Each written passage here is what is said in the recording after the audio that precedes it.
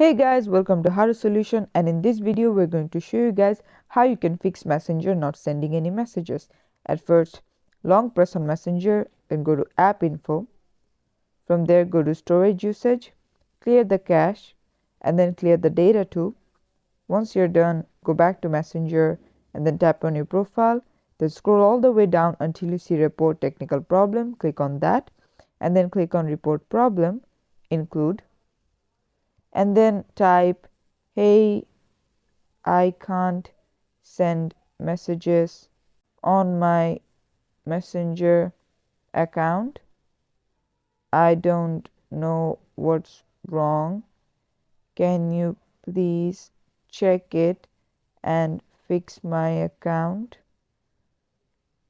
Thank you. And then tap on send.